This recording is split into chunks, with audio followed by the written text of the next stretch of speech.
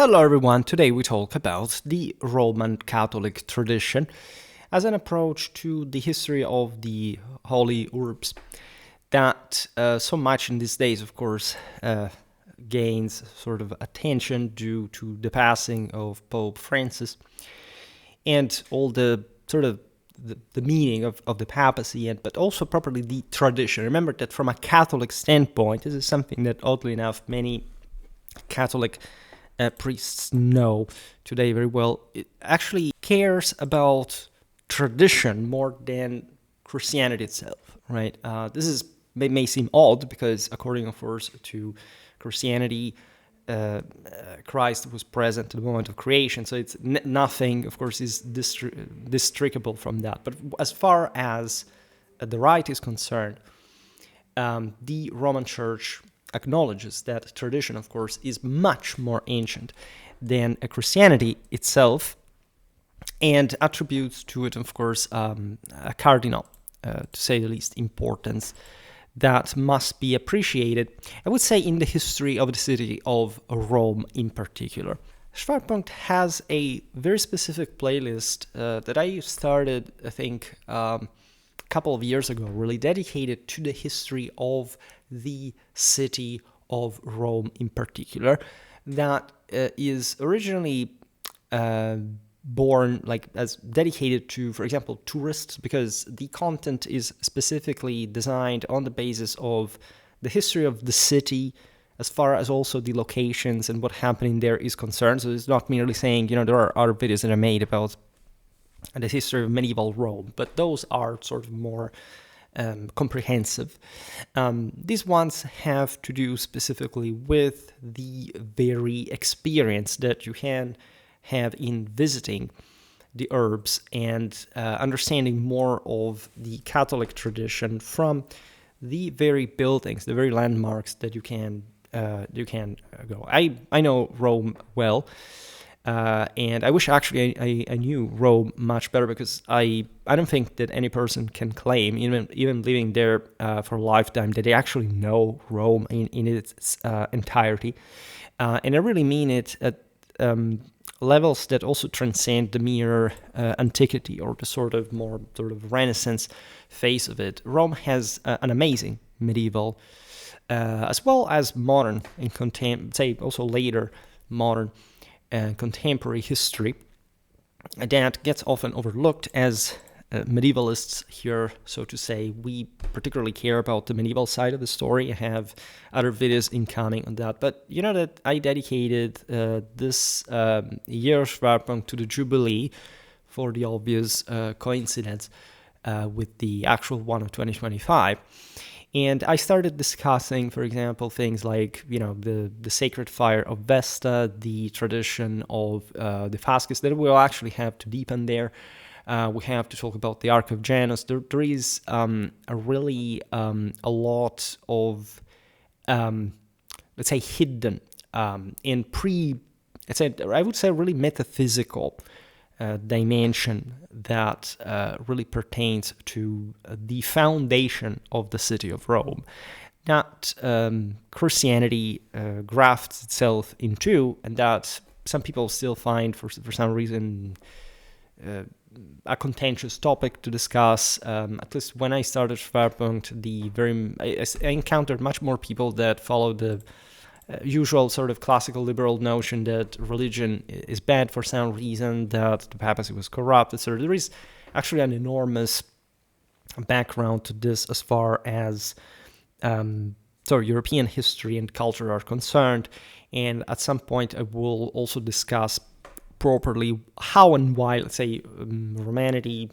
the papacy, and many aspects of properly the Catholic tradition have been sort of distorted and basically forgotten, at the end of the day, degraded in knowledge to the point of non-recognition. It's very difficult to find nowadays, for example, just a notion that the notion that I've become sort of provocatorily proverbial. I wouldn't say famous, because I'm not famous, of course, and not just say the notoriety that I have is not mainly connected with this, but the notion that, as I just stated, Catholicism predates Christianity, and Christianity basically embraces the former in the continuation, in fact, of the Imperial tradition, which, again, can stun some when stated, meaning that the same, for example, separation of state and church that many people in turn think pertaining to modernity actually is foundational of Christianity, but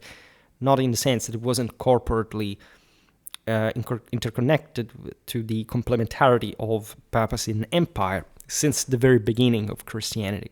In spite of all this, like in other provocations, like the connection between the cross and the lictorian axe, which, again, which could be connected also with Thayer's hammer for that matter, are things that I think as a Westerner a person should be able, or must understand in a way or another, regardless of any sort of prejudice or misunderstanding they have developed in their background. Today I want to talk about, I confess I'm a bit late. This is late because I had to literally send a person to the hospital today. Meaning that unfortunately have some crazies in the surrounding apartment, and I had to call this person. It's actually sadly suicidal, so I fortunately, like, this person is under treatment. They have family, etc. They came, the police, the ambulance, etc. But I'm a bit with my mind elsewhere right now. But some of the information specifically is related today. I don't know how and whether we will actually be able to cover everything here in detail. The emergence of the Christian Basilica, talking about Rome, like the beginning of the pilgrimage to Rome, at least in a Christian sense, because actually the pilgrimage to Rome already existed in antiquity, in pre-Christian times. So Rome becoming, of course, the center of Christendom, at least in a truly translatio, at that point, imperi, right, that is yet another contentious idea from Jerusalem to Rome as the world, right, and so contentious idea after contentious idea, the city of martyrs, in particular St. Peter and St. Paul, but also one of many other, in fact, sacred relics connected with them, and not only. Also the institution of the Jubilee for the Great Forgiveness, and the birth of the tradition of pilgrimage of the 7 churches of Rome connected with the Jubilee. All right, so probably I will split this video in different parts, but it's really a big topic that blends in a lot of different aspects. Among the other provocations I wanted to stress, let's say, but for this I leave you to the other videos I made on the history of Christianity, the fact that Christianity per se was never opposed to the Imperium per se, right? Romanity was not seen as an evil, but it would become a sublimation of the same Christendom, especially in the Latin Germanic tradition, but also fundamentally in the Eastern Orthodox one, the Greek Orthodox one, whatever you want to call it, yet in different ways that obviously have in Rome that pertains to the West, regardless of her centrality between the East and the West in a broader metaphysical and also greater, if there is ever something that is contained with that in sense. That cannot also simply escape the fact that Rome is Rome, right? There is no other Rome, right? Even the same notion that there are second, third Rome or whatever is sort of very complicated to assert, especially in the moment in which, yes, you could see Romanity having truly taken over together with Catholicism and the palm of victory in the golden era firmament and world domination achievement, a truly universal meaning. And this is actually where the importance of Rome lays also in Christianity, but especially in Catholicism, right? The Romans, right, from the sacred city of Rome managed to make, as Rutilius Domitianus said, a city what before was the world, right? This is very important when even approaching Rome in a broader context. This is not merely yet another European capital or simply the center of Catholicism, at least as we conventionally term it today, which is in fact not correct, right? By the way, also the Orthodox Church is by definition Catholic, and very few people know that the actual meaning, say the actual quality of the church, identity and essence of the church is Catholic since its foundation, right? Many people think that Catholic is just a confession to like the Pope, in which Christianity is split or whatever. Catholic is the official name of the church just by what Catholic means, kathaulon, and so it's universal ecumenic meaning. But since the very beginning, there is no such thing like a church that is not Catholic, or at least there are churches that call themselves like that, and just by making that split, denounce the fact that at least they are doing something that is not Catholic in nature. And so that's where also Catholicism, in a more conventional sense, is actually coming from, at least in the moment in which it presents itself through that lens, correctly through that lens, to the world. Now, starting from the Basilicas, because this is what we're looking at today, these 7 churches of Rome, I have in plan to make actually a series about all the 7 churches, the 7 main churches of Rome, the meaning of which we will observe along the way. That obviously start from the same foundation of Christianity, from at least the development of its church, and the also very concrete material necessities connected with its organization and the same infrastructures building where the Christians would have to gather.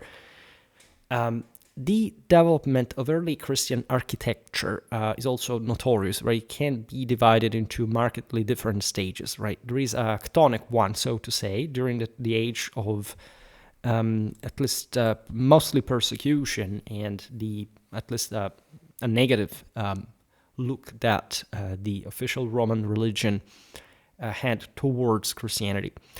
I will not discuss essentially much this passage because I made a video called the paradigm shift, like in late antiquity, that illustrates what we mean, as I was recalling before, when talking the sort of passage from, let's say, like the split of church and state, why it had occurred.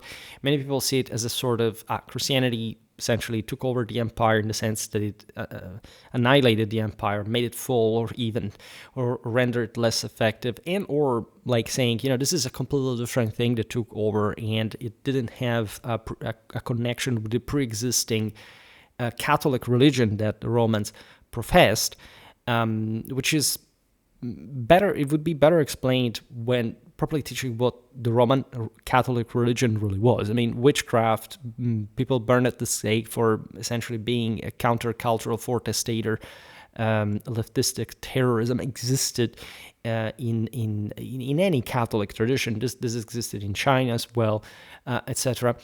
If anything, Christianity makes a different statement, just a bit like Buddhism, towards the Vedic tradition, towards the recovery of an absolute principle of spirituality and essentially of potential connected with that. So the basilicas in many ways reflect this history and this spiritual success at the end of the day, because you can argue that what happened to the empire was negative and that Christianity emerged in parallel with that, but not because it was the cause, but rather the consequence of that, and in fact, hopefully the fixing of it. I will not digress on other traditional topics such as the scanning of the various eras, and so why Romanity would always be at that point connected in a metaphysical and ethnic sense to Catholicism, and why Charlemagne was in that sense a Roman emperor, even more properly the Ottonian ones during the Renovatio Imperii declared their metaphysical Romanity in the wake of the Augustan achievement. I also have, as you know, plenty of Byzantine history videos. We talked about the Greek Orthodox Church very often, so you can follow the other sort of branch of tradition and say why, realizing why it was sort of less fortunate, and of course due also to its doings.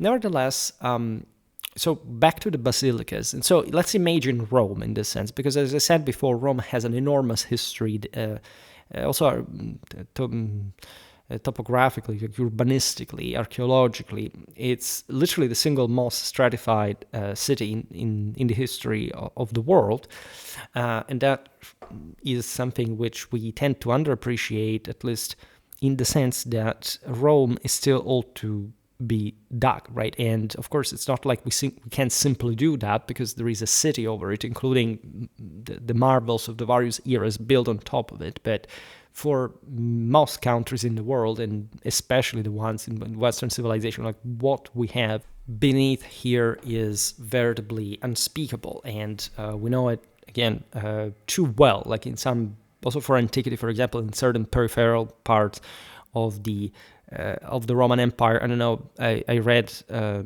like this flash news, I don't know, I didn't get into the thing, but if so, like the other day, that in Bad Cannstatt, that is also the bloody court where the Carolingians beheaded the Alemannic nobility later on in the 8th century.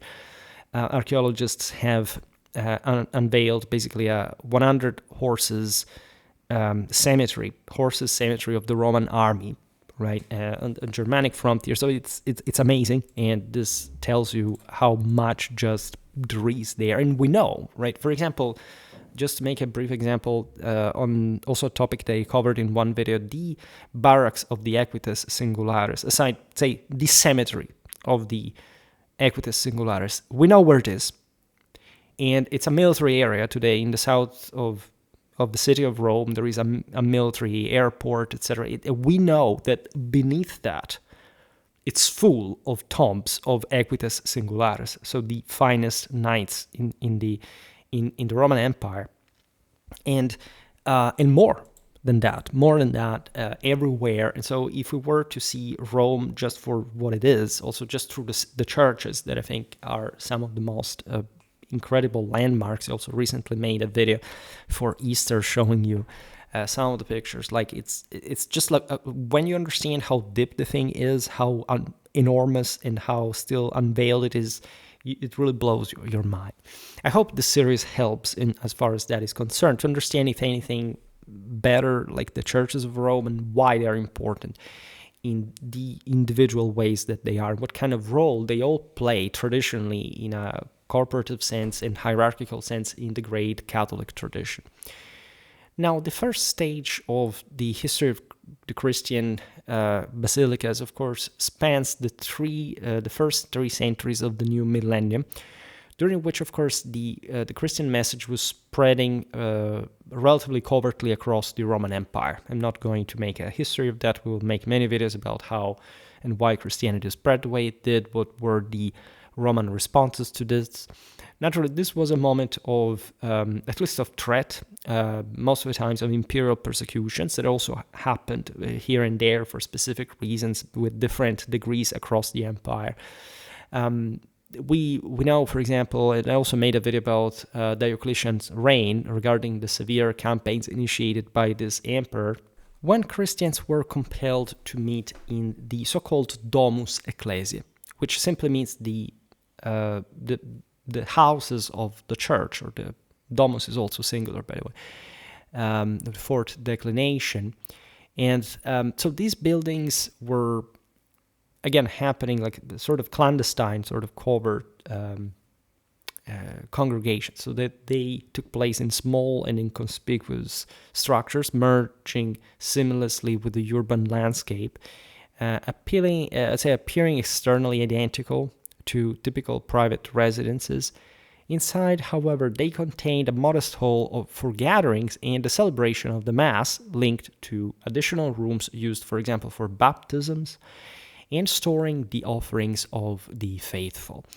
This is very important and very beautiful because it's connected with a particular opening of the various estates of Rome to Christendom. Some of these Domus Ecclesiae were as you know, the more time went on especially, were notoriously also very important patrician residences that basically tolerated this cult and protected it. Also, in that sense, maybe not even being Christian themselves, but accepting at least some of its principles and accepting also the necessity of Catholicism to include the same in the rigid hierarchy of imperial religion that is also, in fact, very often mistaken for the Romans, every religion was the same. Absolutely not. As I was saying before, there were the licit cults and the illicit cults. So the entire notion that the bad Christians created, again, persecution is not true.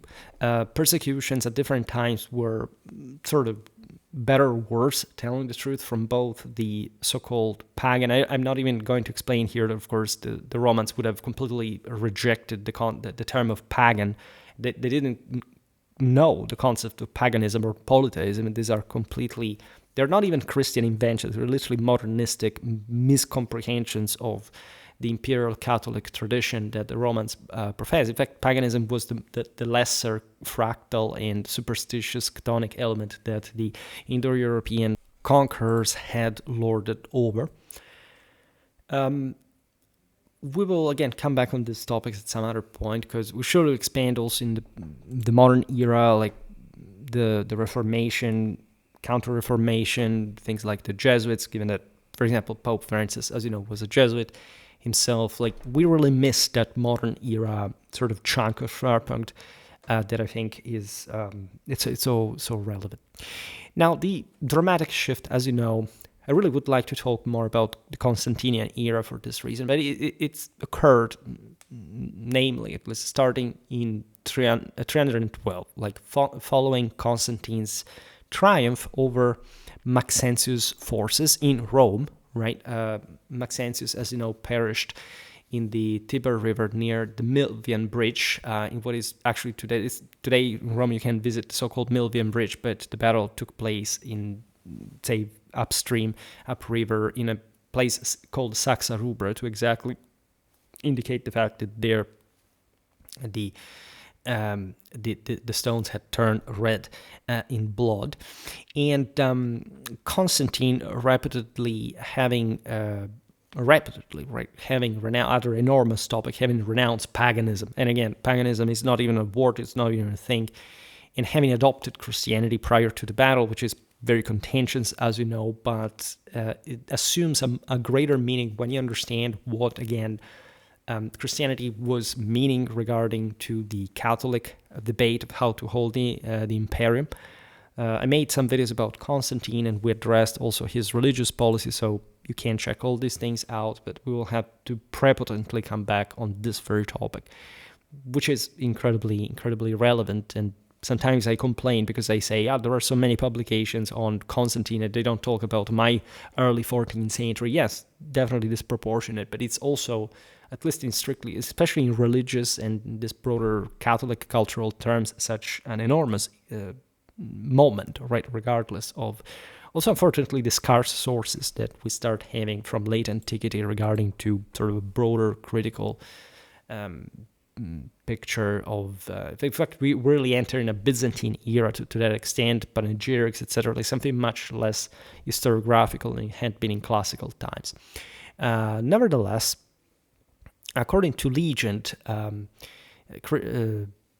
Constantine sort of embraced Christianity, launching this ambitious building program. And his legacy includes remarkable buildings that really and truly signify, regardless of Constantine's heart that we will never fully know, in its darkness, not just in its lightness, that however is needed in that role, and especially in this moment of change, to an extent, for again also whatever we can grasp from the sources, really found the relation between papacy and empire. Right, this is not just anecdotal. Right, I made a video, very early one, about the donation of Constantine, that, as you know, is a fake, which, by the way, for all the people who were complaining, because I have people, like, I explain all the story in the video, but they listen to the first 5 seconds, whoever searches for the topic normally, some kind of anti-traditional intent. It was the church who copied. In the video, I explained that it's the same papal humanist Lorenzo Valla that wrote the famous false and sort of emendated in that sense, study in that sense of the donation, so-called donation of Constantine, that, by the way, in turn has a very specific medieval context and meaning that very often people do not understand. It's not like the popes needing to fake the fact that they had been given green light by Constantine or all a series of privileges and prerogatives and functions within the empire.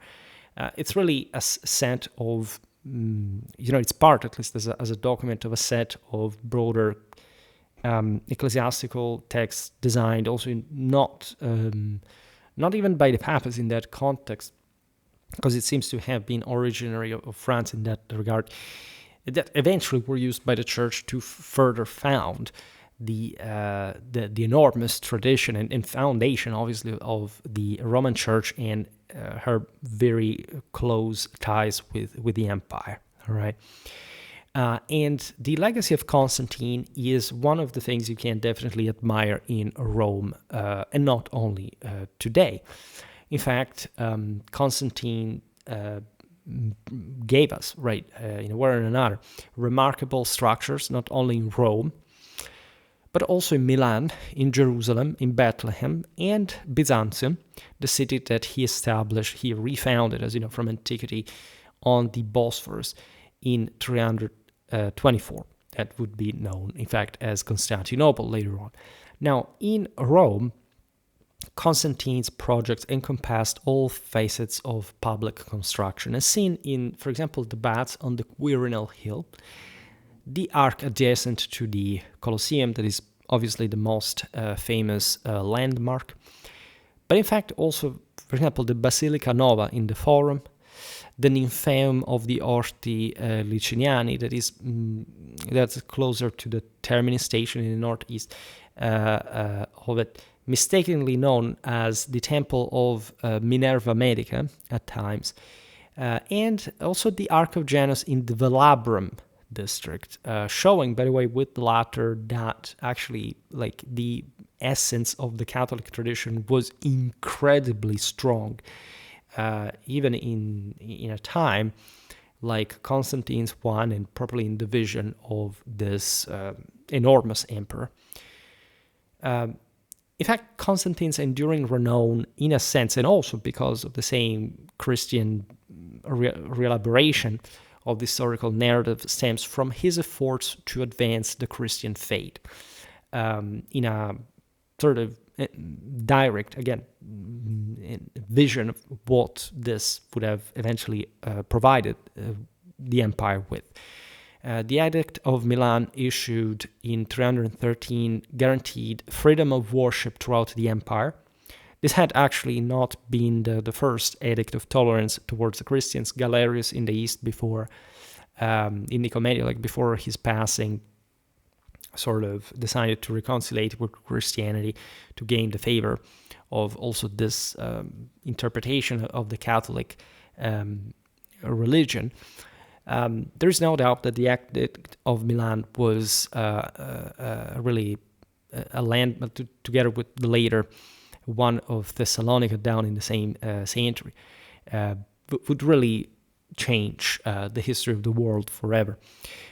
This allowed, going back to our basilicas, to the obviously possibility of creating the first large-scale Christian architecture that up to that point had basically been impossible to all the limits and the public laws against Christianity. That, let's stress it, was not, and I see it, I've described it many times studying the same fathers of the church, but probably many other Christian apologists, etc., people that were battling with the pagans with pen and sort of spirit, that the problem with the empire was not much the fact that it was an empire at all, right? The Imperium was the universal Holy Ghost that was understood to derive from God with the right means, the Christians refused essentially to accept the divinity of emperors and thus to sacrifice to them. This took the form of some sort of broader public cult, as you know, and in fact also all the Christian so-called military martyrs in the Roman army. It's not like there were random hippies that didn't want to shed blood. There were actually some of the most effective soldiers out there without leaving in the army that, however, at some point being enforced, mostly during the persecutions, this either you sacrifice to the emperor or die. Say no, because I serve only God and I cannot recognize this sort of element that run short, essentially, of expectations from Augustan times that, as you know, also contain in the Virgilian epos and symbology very much the references to the new Apollo that Christian historiography would have seen properly the reference to the birth of Christ under the same reign of the greatest emperor. And so all notions that we are also pretty familiar with. Going back to Rome, where we really lay our roots, associated with Constantine are St. John Lateran, right? St. Peter's in the Vatican, the Holy Cross in Jerusalem, and beyond the Aurelian walls, because these were,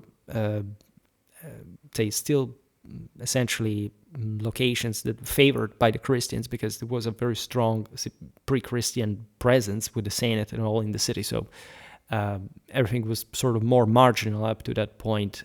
Christian communities had also gathered outside the walls, outside the Pomerium, and so the sacred soil of Rome. Covered cemeteries that, of course, were in that sense Christianly blessed and sacred, dedicated to Saint Lawrence, Saint Sebastian, Saint Marcellinus, and Peter, and Saint Agnes. These are very important churches in Rome, and they all have a very specific traditional role and meaning in the picture. And it's, as you understand here, an enormous set of sacred places that really anchor further the Christianization, not just of the empire, but the very heart of the same. Of course, I'm not going to discuss here how Christianity had begun its journey in Rome with Peter and Paul, but obviously enough, that's a big deal of what Catholicism and the same, Christianity in general is founded on. To design these new worship spaces, by the way, imperial architects, because at this point, basilicas were started to be properly built also through public funds with imperial resources, turned, of course, to the rich architectural traditions of antiquity that, as you know, in the Roman case, had really been marked by a pretty stolid sense of eternity, something that you can see in their robustness, defying time, even surpassing, in fact, medieval modern architecture. It was very advanced, but not really meant to last as much as the Romans really envisaged their holy Catholic mission, evangelical mission in the world of imperial domination. Now, the imperial architects identified the basilica as the most suitable structure for the new liturgical demands. In classical literature, the term basilica typically denoted a versatile public hall, right? Something, at least in merely material terms, akin to modern galleries, right? Used for judicial proceedings or commercial activities. So it was in fact, they were often located in the forum. They had a very specific public importance, also because all these activities from law to trade were, as you know, and of course, like they would remain, conceived as part of that Catholic proceedings. They were blessed by the deities. These basilicas were also dedicated to, including the Imperial, of imperial making. Religion was very strongly alive in those already. Structurally defined by a rectangular layout and a wooden roof, the basilica had evolved over time into various forms and construction methods. There are beautiful examples of basilicas all over the empire, like from probably Constantinian times. Think about Trier. It's one of the most beautiful. The cathedral is one of the most remarkable examples of that. And so in many cases, the same previous basilicas were turned into churches alike, right?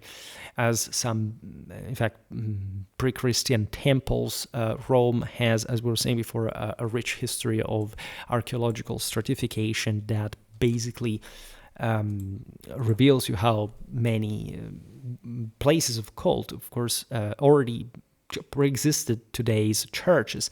And it's a very rich history. I've met in my past, distant past, people that wanted to say, these Christians do not really know their history. Like, I don't know how to say that, but I mean, it's pretty notorious that in European culture and Christian tradition that churches were erected on previous places of cult pretty much across everywhere. I mean, think about the Irish tumult of the Gaelic champions turning into effectively like basically places of worship from, at that point, Christian saints that were the same figures.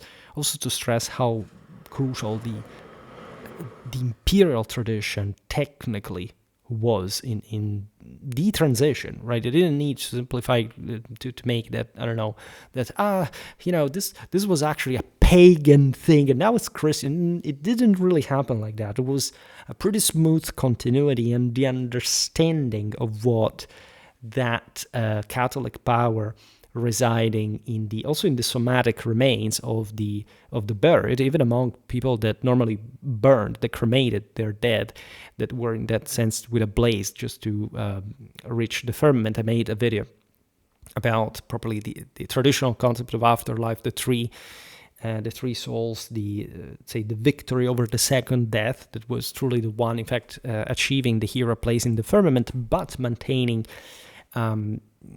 metaphysical and physical connection, in fact, with the somatic remains of the great genetic totem of the clan, of the stock where they came from. So this had been very potent throughout all history. The Romans, much of what that sort of modernistic, liberalistic, especially sense of Roman like superstition and darkness, etc., it actually refers to the normal, in tradition, to the normal component, chthonic component that gets redeemed by the Uranian one that has been magically, erased from history books because it's too much of a,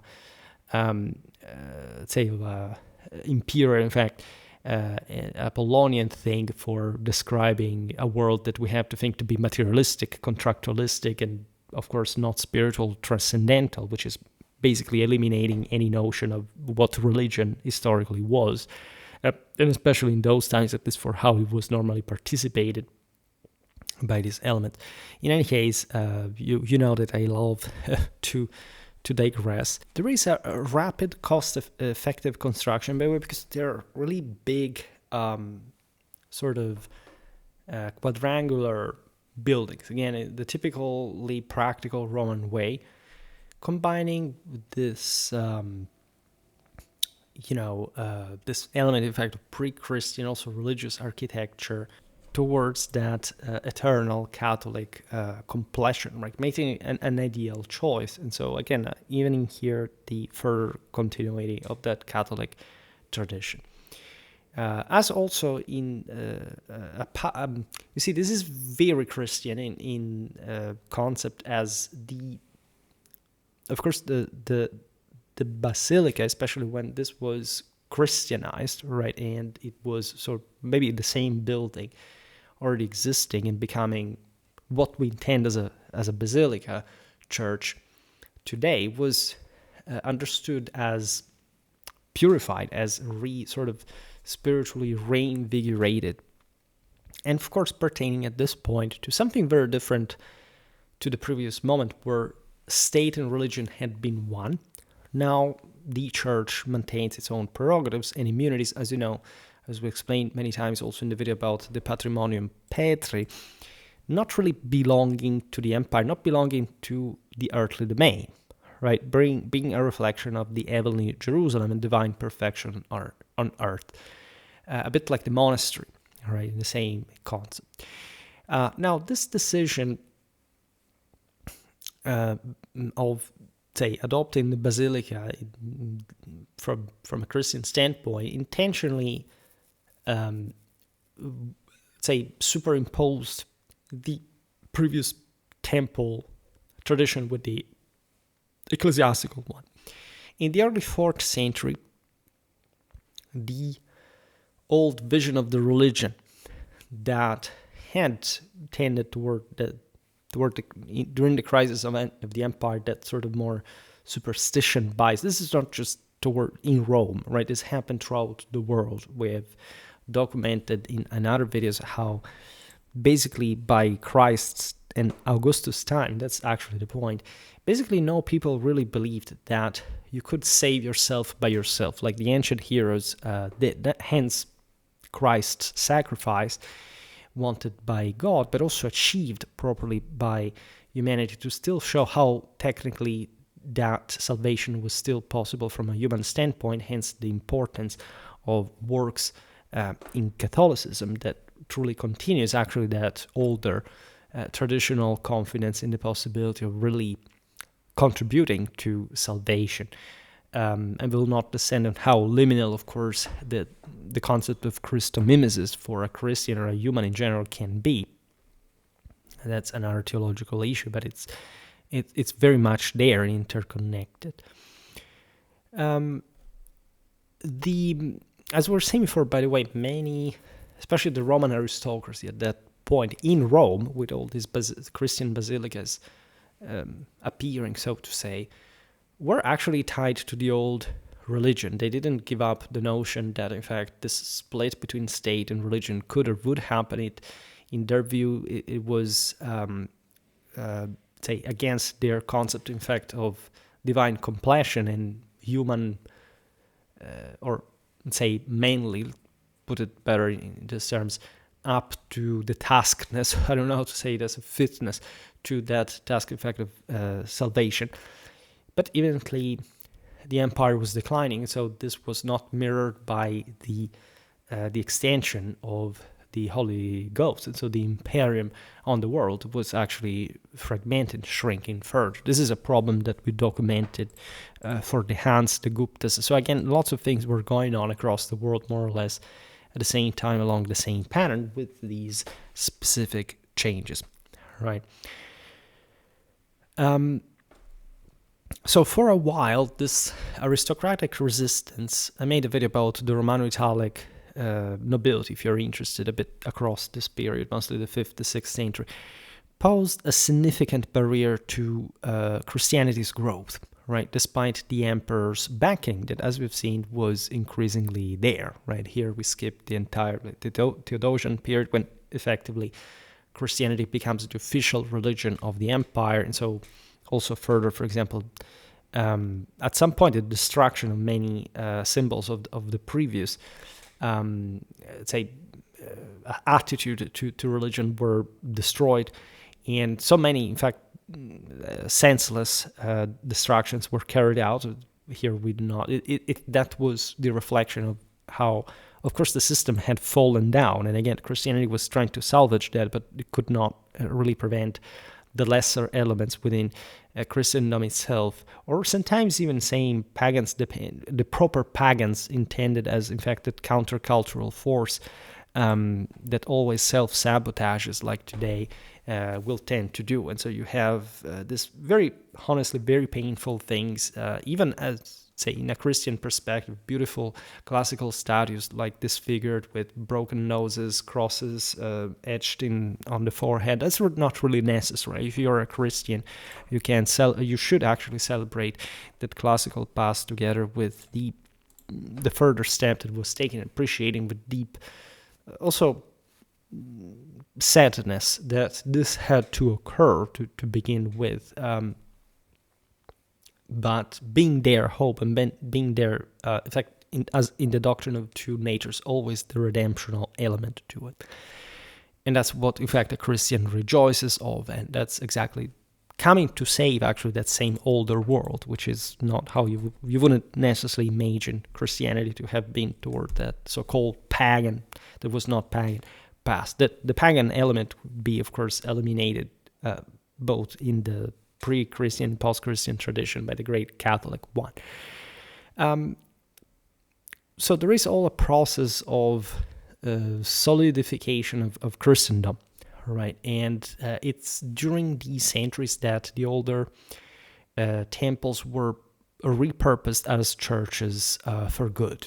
We talked about, for example, the era of Justinian, that was one of great sort of religious repression, other sort of centers of learning, schools, philosophy. Think about Athens, etc., were closed, where Jews were increasingly persecuted, and so a moment of, especially in that that part of the empire that still contains Rome, by the way, although in different terms, because not all the empire is alike.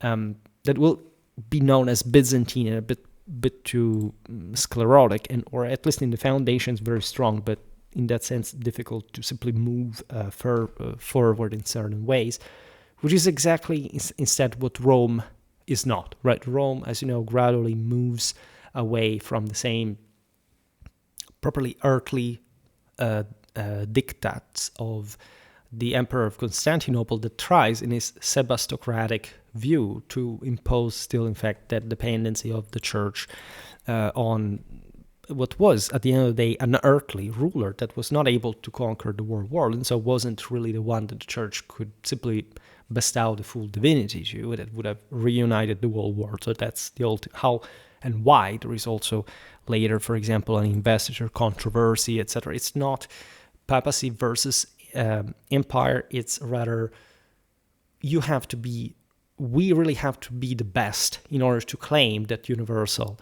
leadership. Sadly enough, the Byzantines will treat the church, including primarily the Patriarchate of Constantinople, but at some point also the Roman popes, putting to death, for example, in one instance, them, and in ways that were in fact all but very sort of Catholic in spiritual. So that Alexandrine ideal of you win because you are the one, right? You don't need to be that ruthlessly violent or brutal. In many ways, that's how the Byzantines saved their own civilization, but not the whole Catholic Christendom, at least in the possibility of controlling it all. And that's why, in fact, the Romanity of the empire did continue in the West, and not merely just, that Christmas day with Charlemagne, or again, in a specific point in history, but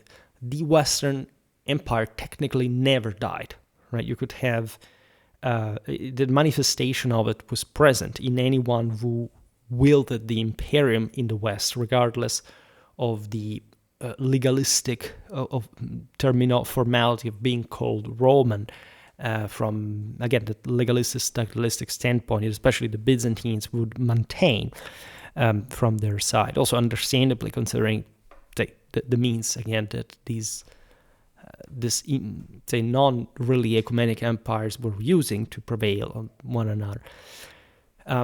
Going back to Rome, we have a prominent example of such religious transition, more than transformation, in the Pantheon, which Emperor Phocas presented to the Pope in 609, after which it was rededicated to the Virgin and all martyrs.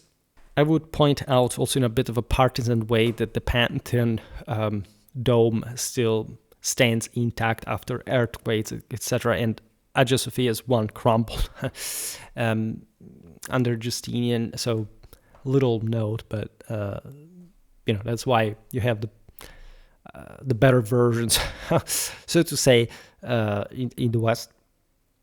And this is no joke, because it's truly the most direct continuity of that Catholic achievement that the Romans had reached.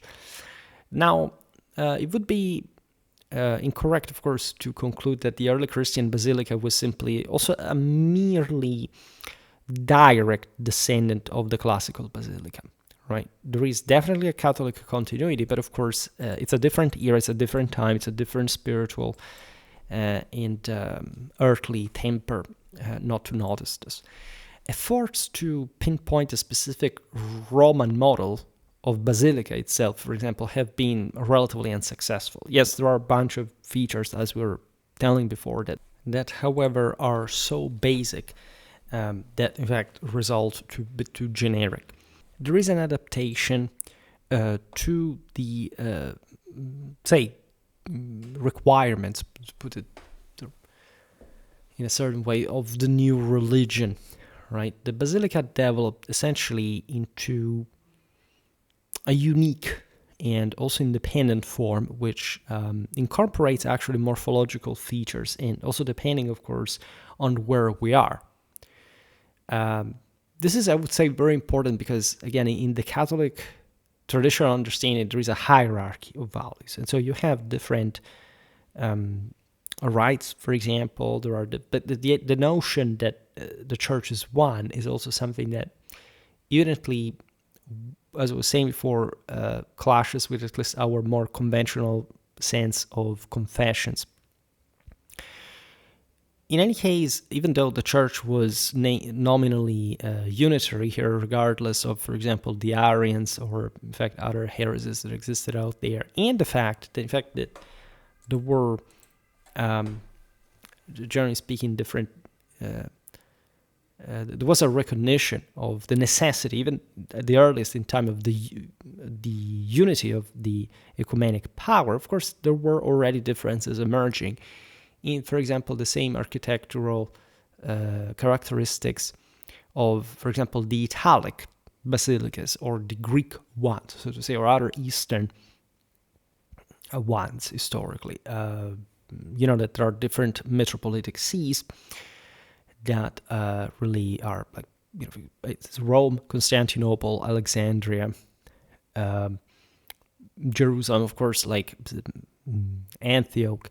And I would add that of all these metropolitic sees, by far the most orthodox was Rome, right? This is notorious, especially this point in history. I mean, Rome would never be prey of heresies historically, but especially in this time, there are, say, early ones. Like, consider that Christianity is old now, but more than half of a millennium, but not necessarily in a position of power. There are all the various ecumenic councils that sort of begin, as you know, with Constantine, that have to really settle very important matters that mostly revolve around heresies that had spread universally from one side, because together with the Catholic dimension, you have, in fact, the ecumenic, really the human level mistake that you can easily recognize. These are not local fashions. But indeed, especially the eastern part of the empire gets into not just into so many heresies, especially in the Levant, but Constantinople, that should be in theory not the center of the church, but at least the one of the empire, starts sort of flirting with them to maintain those provinces, where the papacy, and I would say especially chapeau to the Romano-Germanic kingdoms, remain, even in their Arianity sometimes of the latter, incredibly orthodox as far as all the sort of shenanigans that the Byzantines come up with to try to equilibristically preserve the eastern provinces, and by which they're also basically polluted. So actually, Rome is an early example of absolute orthodoxy that truly reveals the true Catholic center of the empire. And it's especially, if we were to focus on the history of the papacy, which we're not specifically doing here per se, but especially in its temporal domain, the fact that we still talk about the Vatican City, and so the literal continuation of the papacy and that patrimonium petri on earth, I would say, reveals, compared to the Byzantine Empire, the same Holy Roman one, etc., it's just like the Roman Empire is dead, because there is just one empire that, metaphysically, that cannot but be Roman, right? Just Buddha's enacted is another, it's not another story that you have to find out, but it's, say, the Imperium is so ideologically, say, the people who wield God-given power are so ideologically distant from it that as you understand, there is hardly any country here that can really incarnate the requirements of the Catholic tradition. In any case, there are some account closer, others not, and also some of my followers would be surprised to know which ones they are, meaning that there is always a reason if a country has more power than another, right? And this traditionally means a lot, but it's definitely not the same as ruling the world, right? Especially today by any stretch of the imagination, or at least, for all those, this is especially for all those, especially anti-Western sort of caterpillars that think that for some reason the relative decline of something can erase the misery of another. The papacy won historically, and we still are here to witness it. Now, Roman churches of the 4th century up to the construction of St. Paul outside the walls exhibited a pronounced experimental quality, distinguishing them from one another. Nevertheless, certain shared characteristics allow to be classified as a distinct architectural group. The standard early Christian basilica has a longitudinal plan, as we know, typically divided into 3 or in some cases 5 naves. The central nave, lofty and expansive, is separated from the side naves by arches or entablatures supported by repurposed columns or brick piers. The wooden roof is evidenced by walls designed to resist only vertical forces, because everything is that well piled up in the typical Roman way, as much as typically the main truss beam aligns with a solid wall section between 2 windows in the upper central nave with a column positioned below. This, as you know, would very much inform also the Romanesque architecture. Now, in certain instances, this structural system was hidden, by the way, as in ancient Roman architecture proper, by a flat coffered ceiling decorated with elaborate carvings and gold leaf that you can magnificently admire. In fact, in some of the most beautiful churches in Rome, here I added some picture of that, and again, also in my recent video, Ave Maria is illustrated splendidly by the figures, the images alone. Now, unfortunately, due to their fragility, no original examples of the aforementioned ceilings have survived. Right? In Rome, you can find some radically original stuff, very Paleo-Christian, archaeological sites. You can find some of the oldest, also throughout all the sort of the art history of the various eras, like some high medieval structures that were excellently preserved in Rome, that, as you know, also had an enormous continuity from ancient times in terms of actual construction material and sort of more solid one availability, so that there are really enormous masterpieces in Rome, as we've seen also in the videos about encastellation, for example. It's from essentially central Italy that encastellation starts in Europe, right? Tuber and others have made excellent studies on this. It starts in Central Europe in basically the first half of the 10th century. It ends, just to complete, especially like the West in the Baltic in the first half of the 12th century, right? So that tells you how strong Roman legacy, also in terms of materials, construction once really was. I made a video about construction materials of, say, between the 11th to 12th century, so if you're interested in that, you can definitely check that stuff out, all right? But unfortunately, again, the original ceilings of the ancient Christian basilicas are all gone now, right? Now, the basilica nave was generally elongated, with its eastern end culminating in the apse. And elevated by 3 steps, this area contained the altar and the bishop's throne, encircled by seats for the presbyters. Flanking the choir were two ambones, platforms from which readers recited passages from the sacred scriptures to the assembly. Diacons, standing vigilantly, maintain order in the naves, ensuring that everyone remained silently in their assigned places. The congregation was consistently segregated by sex and age. While practices differed across worship sites, women were usually relegated to the side naves or, where available, the galleries, that were in fact called the matronea, while men occupied the central nave during the liturgy. Right? We didn't talk too much in our history of religion videos about the difference between the traditional role of men and women. Of course, this is traditionally complementary, but also hierarchical in nature. Women represented, let's say, this is really like as straightforward as it gets, that sort of at least chthonic, telluric, more tendentially emotional Dionysian element that had to be properly transfigured. In fact, in the Holy Glory, and this is also what the soul of chivalry, the Nike, the Victoria actually represent, let's say the lower element that, however, in especially marriage, in union with manhood, achieves this leading role, also the same soul of the man, although he's in command, he really needs the woman in that role. So it's actually a beautiful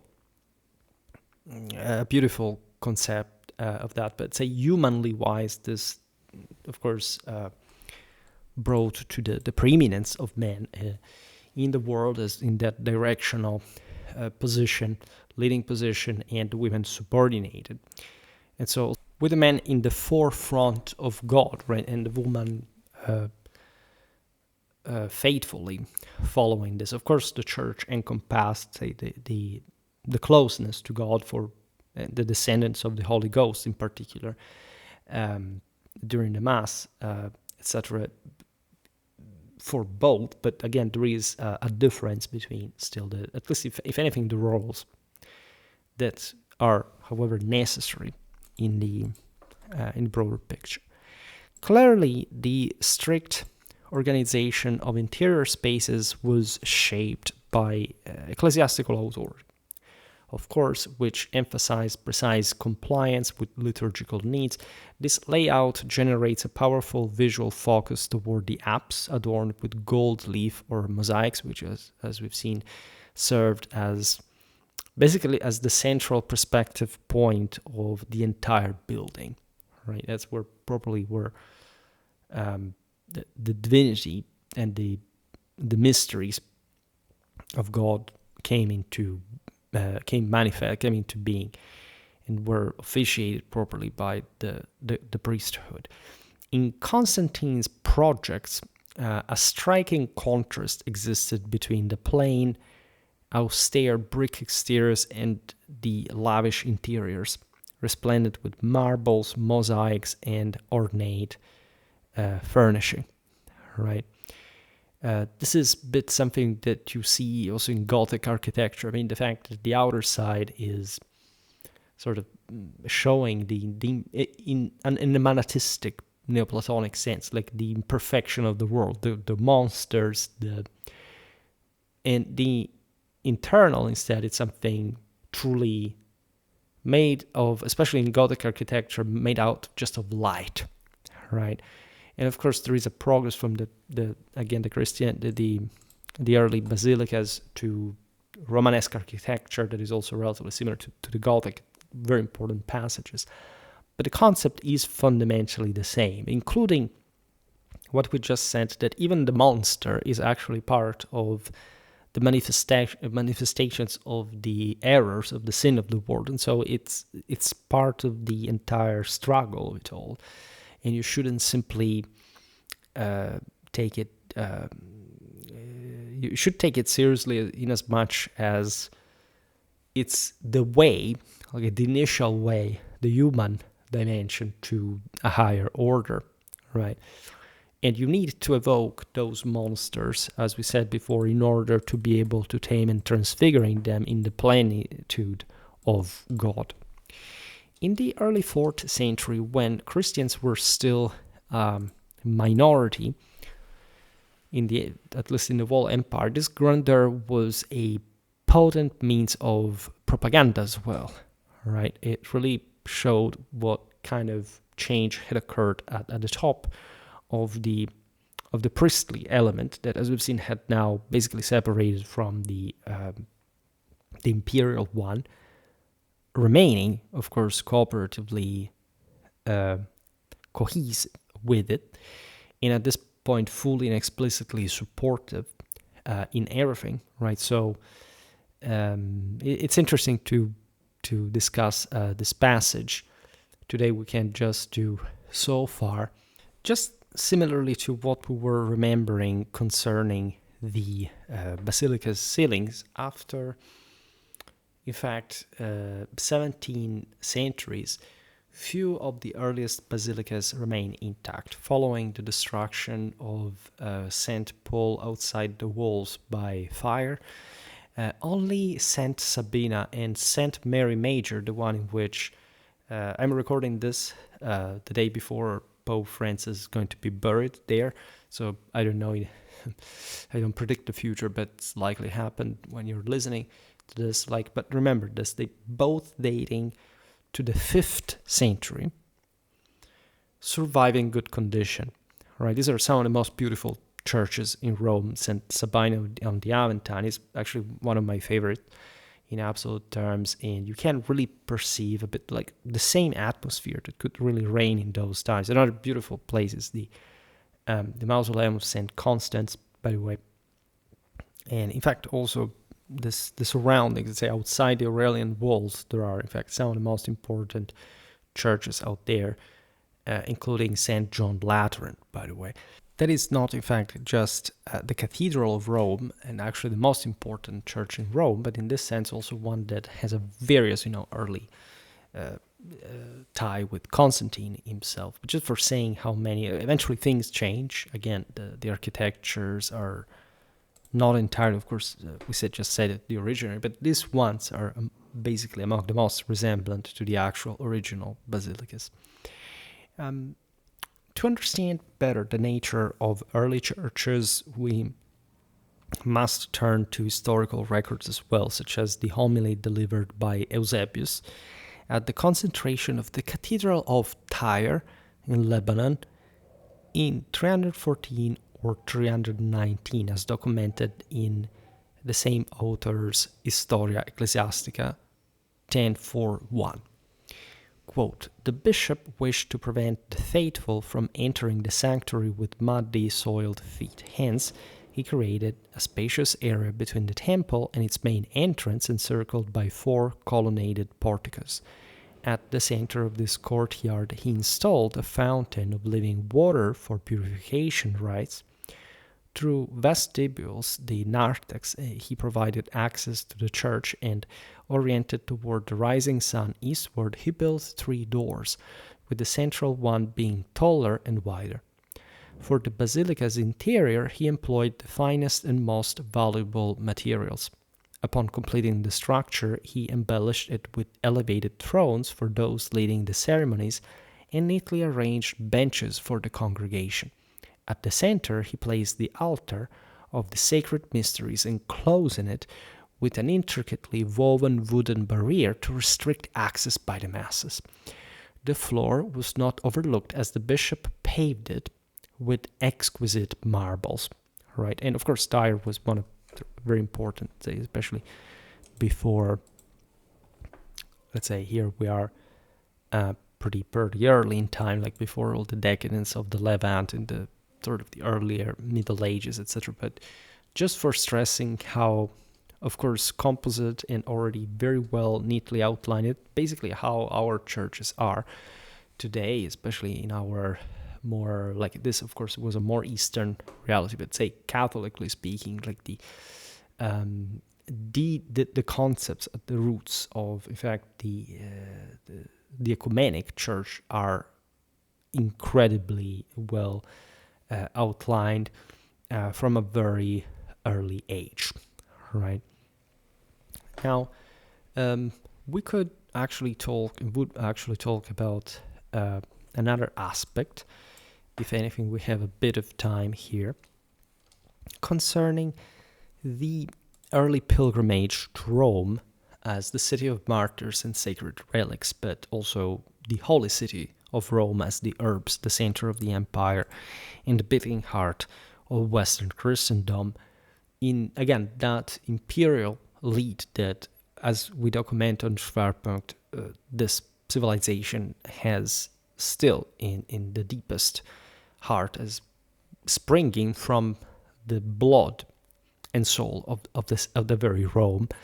Of course, I would spend many more words on this topic because it's really central to anything we can broadly discuss, but it's really worth mentioning.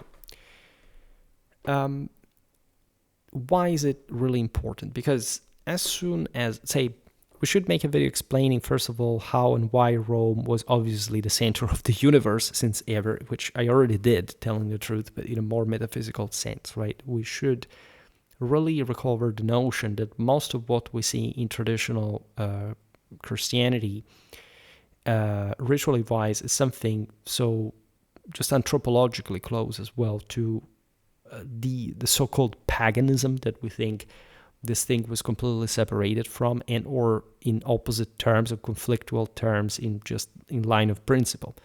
Catholically speaking, this makes no sense whatsoever.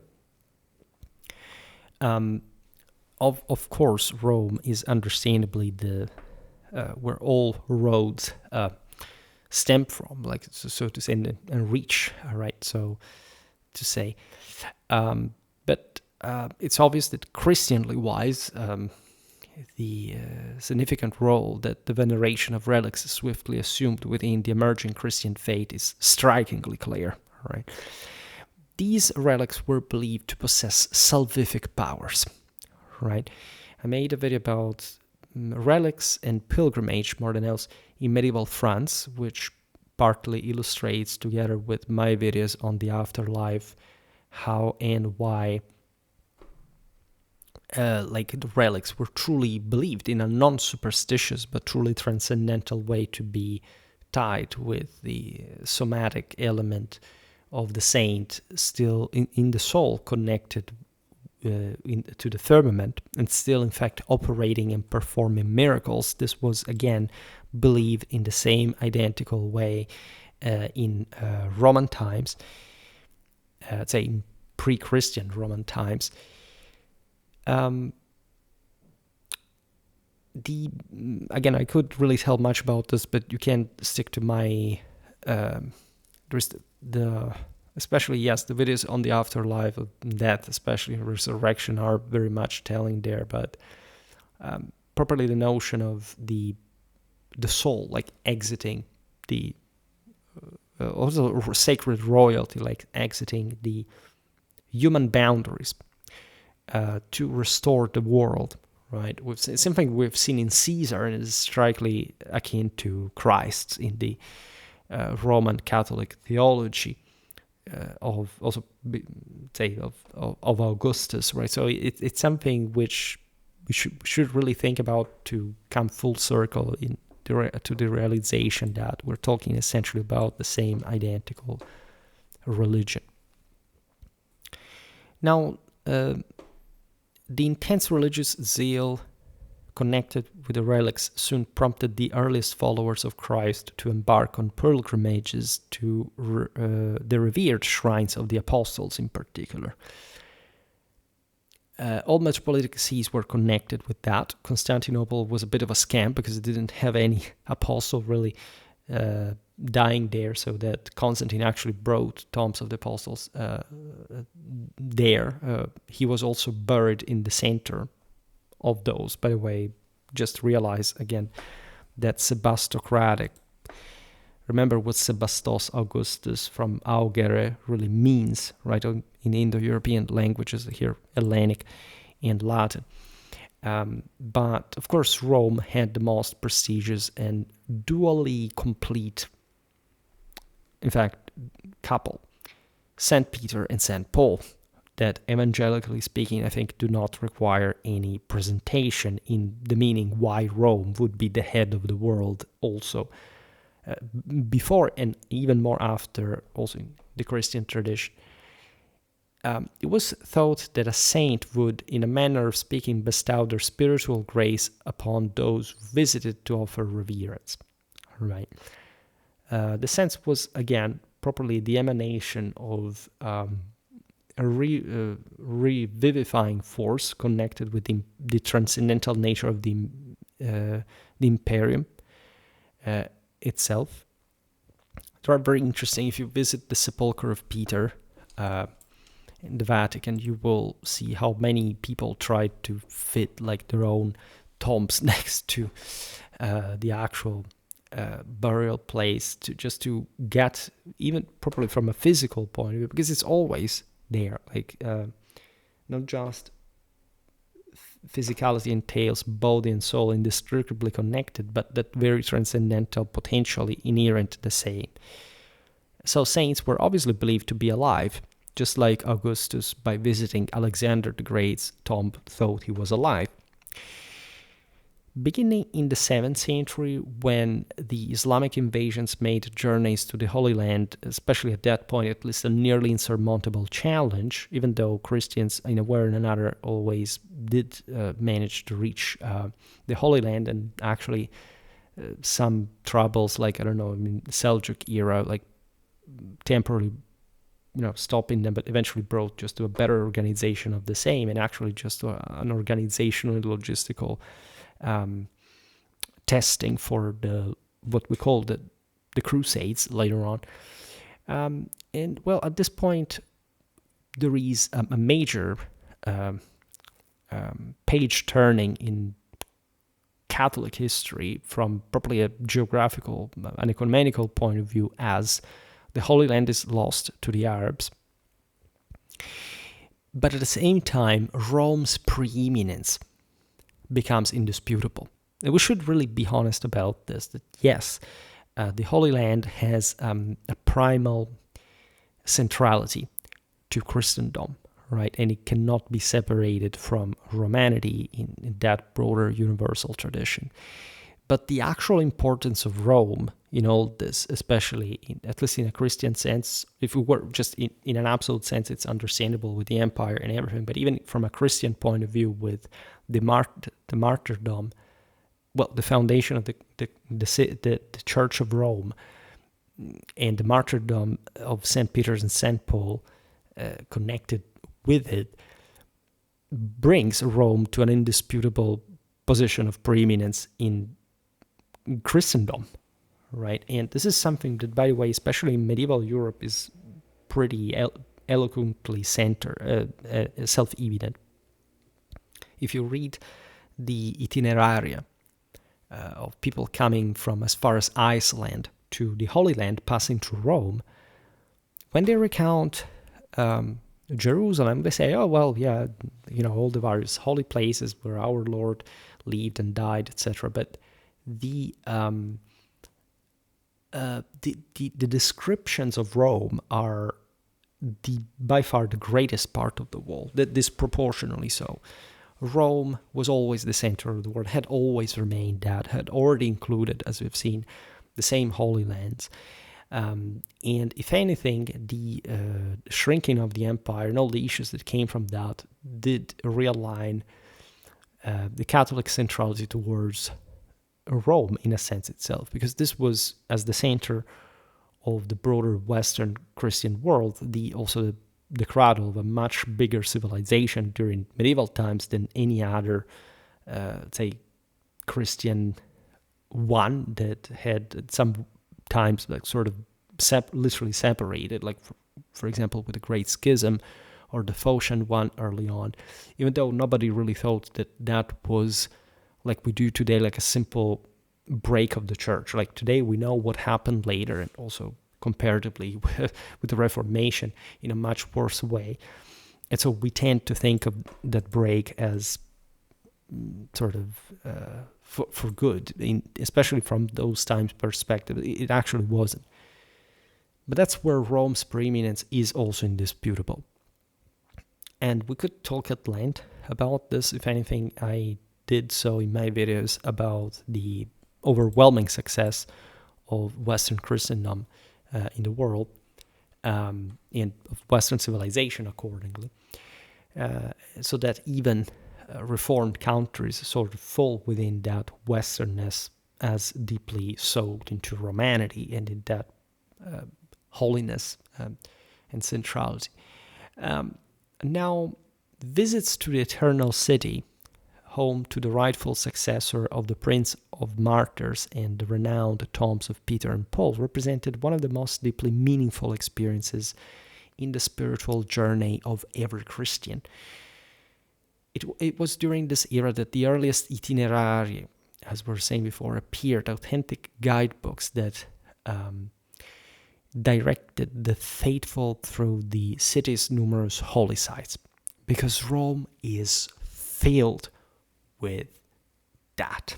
And again, today's video is going to be fairly short compared to what we should discuss relatively to it, but as you understand, it's also propedeutic to, like, why are we even talking about this? Why are we talking about the churches of Rome in these terms, and why we will definitely do so further mixed with all the other events that took place in these, right? If you look at, for example, that video made about the Vandalic sack of Rome, that's quite meaningfully connected with St. Peter in chains. That has a very traditional story right there, and I will let you discover from the video.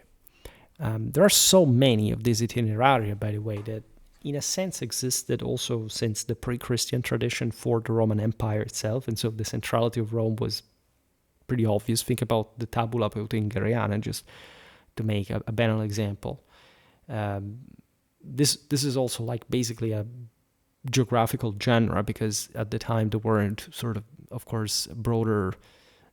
Today we have satellites, but at the time even like the projections, like a topographic net, it's something that appears just with the portolani of the maritime republics in the late Middle Ages. At this time, especially for land itineraries, it was mostly enough to say, okay, I get to one place, and then from there I will get the indication for that place. And this was done for localities across Europe as certain itineraries, like the one of the 7 churches of Rome, in this case within the same Rome.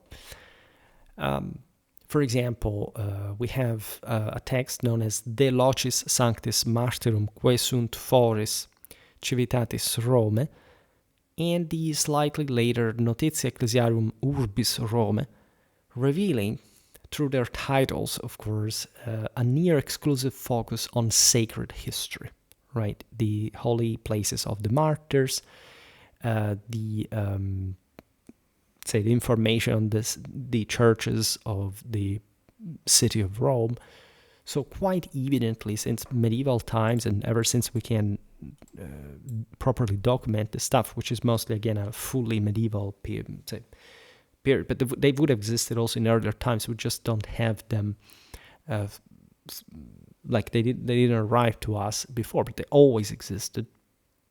Just think about all the foreigners that always lived in Rome, the famous scholae of the Franks, of the Lombards, of the Saxons, right?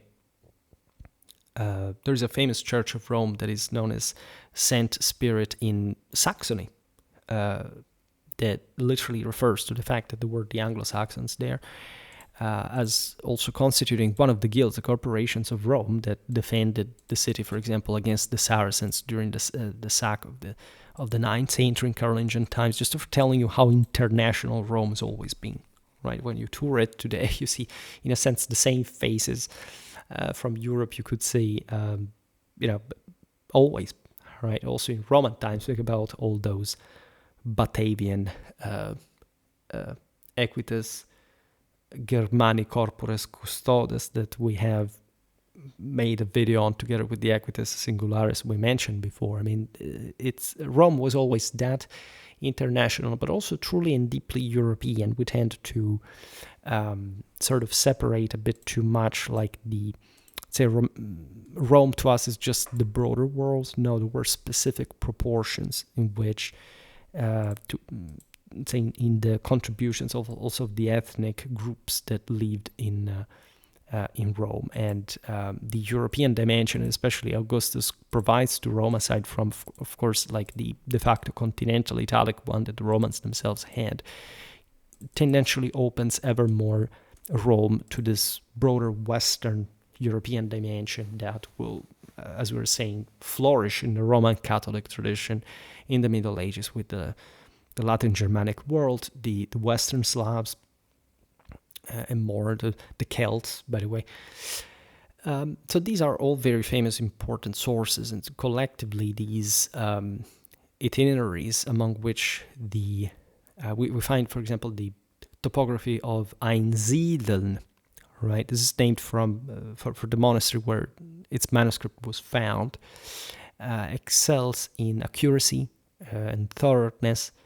These works are far more dependable than the subsequent Mirabilia, for example, the Mirabilia Urbis Roma. In fact, from the mid-12th century onward, the Mirabilia spread misleading, essentially a fantastical account of Rome's ancient relics rather than the actual interest in the places of Rome, also because admittedly the relics were seen as, like in this sense, as multiplying, as towards the end of the Middle Ages. There was a bit too much in terms of bones of certain saints around, but that's also an issue that we discussed in the video about the age of conciliarism, that, however, does not invalidate the Catholic tradition, as, say, at least in a rhetorical way, Protestants would like to make. There were much worse things happening, like all across Christendom, that all Christendom and beyond are just human, and that happened. What you have to evaluate is a bit the merit of tradition and of the sacred institutions.